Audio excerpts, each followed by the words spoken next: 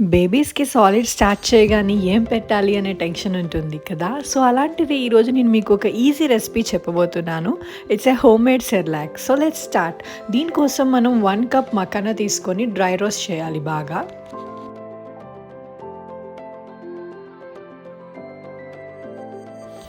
Next మనం 1 cup rolled oats తీసుకోవాలి. దీన్ని కూడా బాగా డ్రై రోస్ట్ చేసుకోండి.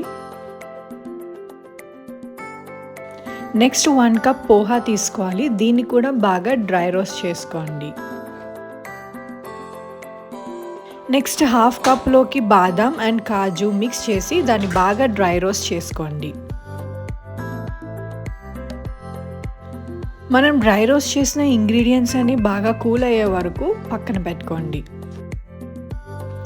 కూల్ అయిపోయిన తర్వాత దాన్ని బాగా ఫైన్ పౌడర్ లాగా మనం గ్రైండ్ చేసుకోవాలి.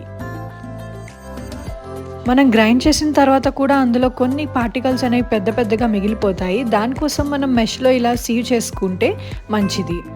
చూసారుగా మంచి ఫైన్ పౌడర్‌లా మనకి తయారైపోయింది. సో, దీన్ని మీరు కంటైనర్‌లో ఎయిర్ టైట్ కంటైనర్‌లో 1-2 మంత్స్ అనేది స్టోర్ చేసుకోవచ్చు.